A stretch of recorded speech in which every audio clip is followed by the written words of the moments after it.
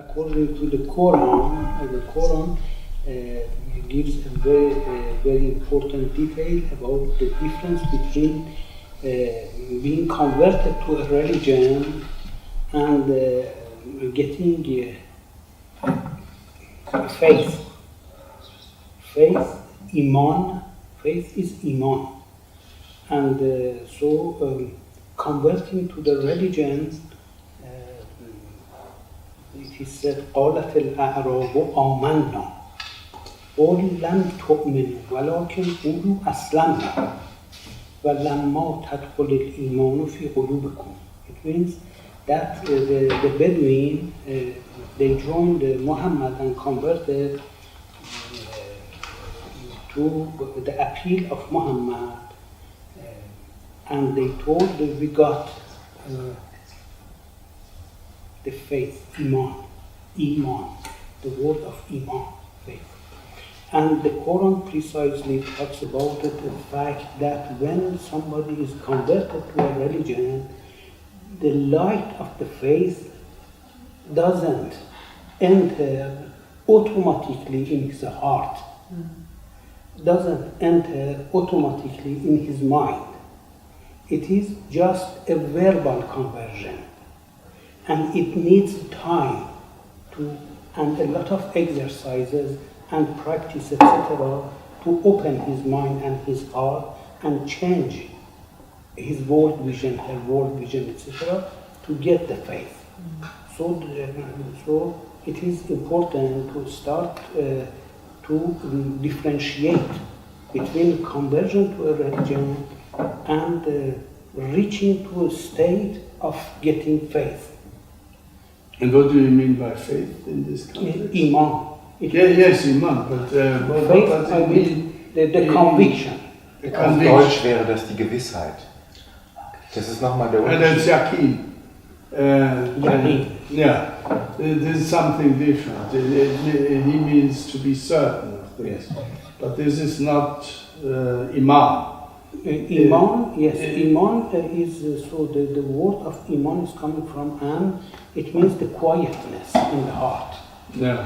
So when the quietness in the heart is Iman, and so this quietness can appear in the heart when a certainty is there, when you reach to the state of certainty, that you are out of doubt. Till you are in doubt and you are hesitating if it is good, not, did I do wrong or it was right, etc. So you are sitting down between two chairs. So you cannot be quiet in your mind and in your heart. From the moment that you are quiet, the quietness is Amin. And the state of quietness in the heart is Iman. The equivalent of the word of Iman is faith. And does it mean that you can also return to a state of doubt? No. Usually not. No. So it means that this is a final step. Exactly. So it means that belief is the first step. And the second step is Iman, faith. But there is another verse in the Quran which says, Ya ayyuhal lazina amanu, O people of the faith, amanu, get more faith. It means that it is a dynamic process. It is not that when you reach to a point, it is finished. It is going on from Iman to Yaqeen, from Yaqeen to Iman, etc., etc. From Iman to Yaqeen, from Yaqeen to Iman. Iran. And what is the translation of Iran? So, Muqin is a person whose heart is full of certainty, and the certainty is vibrating from his heart. So when he is somewhere, he is giving faith, and so he is like radiating by the etc. So it is Muqin. In the Quran, the faith appears with the practice, with the exercise. and with the inner exercise, with the paying attention to the heart and working with the heart. So according to the Quran, one can meet the light of God in his or her heart after the practice which is based on reminding it the reminders. Reminders are the names of God, and repeating Allah simplement, the name of God, in the process of paying attention only to his heart, to her heart. And it is like a key which opens the gate of the invisible world, and etc. It is written in the Quran how to sit down somewhere in the period of seclusion and repeating the name of God, and etc.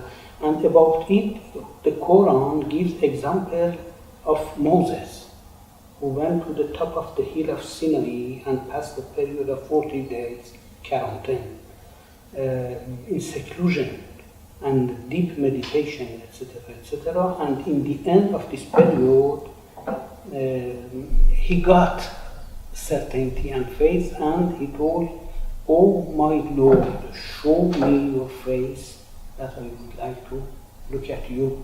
And the answer was, "You cannot look at my light, but have a look at the mountain. And when I appear to the mountain, it will be exploded by my might and beauty and the power of my illumination, and etc." And when it happened, Moses fell down into the coma. And when he returned back, he attested that the face of God is not visible, but he reached to that state to have this experience. And this experience was not by reading or learning the theoretical things, but by passing the period of quarantine and etc. So it happened in the life of Jesus under the care of his master, St. John as well. And in the period of the life of Muhammad, from 34 years old to 40, for 5 years consecutively, he went to the mountain of Hira, and in that cave he passed the period of seclusion and quarantine. It was in order to get faith by opening his heart. And there is one surah in the Quran, Surah Inshirah. Alam nashrah laka sadrak, it means we opened your heart, and the light came out from your heart. So this is the source of faith. According to the Quran, the universe, the whole universe that we talked from the eyes of Einstein or Heisenberg, etc., is based on unity. Unity of the beings, unity of existence. This unity is very important principle in the Quran, in the Gospels, in Torah, etc. The unity. But the official religions are based on duality. Duality, the creatures and creator, with the intermediate of the religious. So this model doesn't exist in the Quran and doesn't correspond at all with the soul of the Quran. To explain that a lot of superstition were invented in the line of cult of personality. What was superstition? In order to make from Prophet Muhammad a Superman. So that this man, he never went to any school, and all of a sudden the source of wisdom appeared to him after the apparition of the angel in the cave of Hira, etc., etc. And that he was not able to read and to write, and so he was illiterate person, and all of a sudden he got knowledge about everything and etc. So in the historical proofs show clearly that all of these superstitions were fabricated since second century after Hijrah till now, more and more. And it doesn't correspond with the teachings of the Quran, because in the Quran, Muhammad is a person, is a human being, and not at all a Superman. A person who didn't know the things and he went to the school, he learned. It is talking about the school and writing and reading, learning how to write and how to read. Muhammad was a seeker of the spiritual path, and so he had a lot of masters and teachers, etc. And certainly, without learning the method, we cannot reach to have this experience, this kind of experiences. And the method in the language of the Quran is deen. Deen is not the religion. The religion, with all of its pieces, is fabricated by the clergy, not by the prophets. The prophets, they are the teachers of the mystical way to get the experience. This is the big difference. The Quran has a lot of verses criticizing severely Ahbar and Ruhbaniyin. Ahbar and Ruhbaniyin, Hebrew in Hebraic language means clergy, religious person. And Ruhban is a Persian word. Persian. Ruhban. Persian. Farsi. It means also the bishop, the priest. And the Quran criticizes severely the manner that the bishops and the priests and the clergy and the higher clerical hierarchy, etc., are bringing people to a deviation from the personal experience of the life of God. It is written in the Quran, O Muhammad, if people ask you about me, I am the closest being to everybody, without any intermediate. Yes.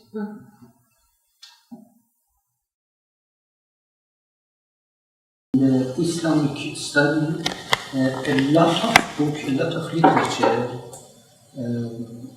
was produced by the clergy, but they are, in my eyes, in my opinion, are useless. The recent discoveries in 20th century, the text of Nag Hammadi, the Coptic text, the text of the apocryphal Gospels of the pupil and the apostles of Jesus, 32 ones, the Gospel of Maria, the Gospel of Maria Magdalene, the Gospel of Thomas, all of these Gospels, and the Gospel of Judah as well, and all of the texts of the Dead Sea, scriptures of the Dead Sea, discovered in the 20th century and read and analyzed and understood, 90% of them, etc. They are a very important help to understand the continuity of the teachings in the line of Abraham, from Abraham to Muhammad, the continuity. Especially I emphasized on the text, the Manichaean text, the text of Prophet Mani, and the comparison between the text of the Quran and the text of the book of Mani, Ajang, so it has other names as well, such as Shapukan. No, Kifalaya. Exactly. So when you have two books in front of your eyes, from one side the book of Mani, and from other side the book of Quran, and you see exactly the same sentence in both of them, with about a few centuries between them. Three centuries. So Mani was born in 216 and passed away in 276. So Muhammad was born in 570 and passed away 632. So in this period, the teachings kept alive, they rested alive, and the continuity of the passage, this spiritual heritage, written heritage, from hand to hand, to the teachers of Muhammad. According to the Quran, the teachings of Muhammad are not new. It pre-existed the Quran. Yes, in the book of No, in other books. Okay. In Yes. other written books. Yes. Material. But not in Arabic language. Yes. Not in Arabic language. The particularity of the Quran that Quran talks about is that these teachings were revealed to Muhammad for the first time in Arabic language. Yes. And when Muhammad got from the angel, from Gabriel, the message, he dictated, he stated to others, and they took notice and they wrote and etc. But in the time of Muhammad finished to have a book under the form of a book under two covers, like a book. So not only he was able to write down according to the Quran, it is attested that he was able to write and to read, but to teach to others how to write and to register, to record, to keep it. Under the name of the surah and the ensemble of the composition of the verses, etc. The specialists, they find a technique of age dating, because they found the scriptures of the Quran in Tübingen and in Birmingham and in St. Petersburg and Bibliothèque Nationale de Paris. But they didn't know these pieces of the Quran, of the different verses of the Quran, are from which date. And recently they discovered that they are from the period of the lifetime of Muhammad. And it is very important, because people, they believed that the Quran was written after the death of Muhammad, at least 100 years later. In the verse 34 of the second surah of the Quran on, the Quran talks about the creation of a new being which is named Adam. And the order to all of the beings, the angels and etc., to prostrate in front of Adam, because he is vicar of God. And we are children of Adam, all of us, regardless of our faith, our belief, the color of our skin, our origin, our culture, our language. In the Quran, the interlocutor of God is human beings. Ya Bani Adam, O children of Adam. Ya Ayyuhan Nas, O people. It doesn't talk to Muslim people, but to people in general, to children of Adam. It means that according to the Quran, precisely, explicitly, it is written in the Quran that all of you are different. You are created in diversity. It is written in the Quran. And all of you, regardless your faith, etc., are equal in the eyes of God. The closest one to God is the most pious one, and it is known just by God. It means that the Quran doesn't differentiate between people regarding their sex, gender, regarding their race, regarding their culture, origin, religion, etc. This is the Quran. It is the tradition of Islam. They are totally opposite to each other. My understanding from the Quran, from one side, when we look at the Islamic tradition, the Muslim, globally, each Muslim considers himself, because it is in the mind of all of the Muslims in the world entire, that Prophet Muhammad is the last prophet.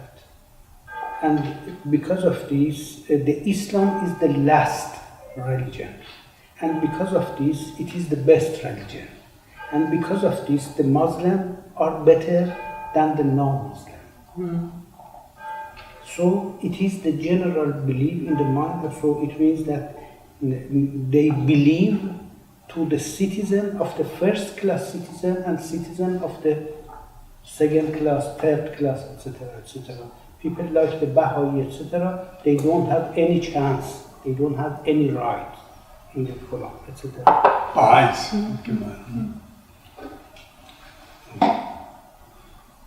Under the name of Islam. What about the human right in the Quran? The rights of the human being, etc. in the Quran? We have the principle of chivalry, spiritual chivalry, chevalier spiritual in the Quran, Futuwwat, Jawan Mardi. So it is a very important principle in the Quran, which is explained in the Surat Al-Insan. Al-Insan is human being. It is the conclusion of the Quran. The name of the surah is Al-Insan. It is about human being. And it is full of the teachings from the beginning to the end of the Futuwwat teaching of the chivalry, how to be a chevalier. In the Surah Ar-Rahman Allama al-Quran, it is written وَأَقِيمُوا الْوَزْنَ بِالْقِسْطِ وَلَا تُخْسِرُوا الْمِيزَانَ. It means that you are a trader, you are a commerçant, you have a shop, you are a seller, you are selling something, the rice, for example. Whoever enters in your shop and asks 1 kilo rice, you give him 1 kilo rice. Not less than 1 kilo, not more than 1 kilo. That's all. It is written in the Quran. It is important. Why? Because the shopkeeper doesn't ask about the faith of the person who is buying the rice. Whoever, he is Jewish, he is Baha'i, he believes to God, he doesn't believe to God, etc. From the moment that he would like to have 1 kilo rice, you must give him 1 kilo rice. It's about fairness. Fairness. And absolutely. Justice. Justice. And respect. And respect the rights of the people in the society, and write down when you make a pact, the social contract.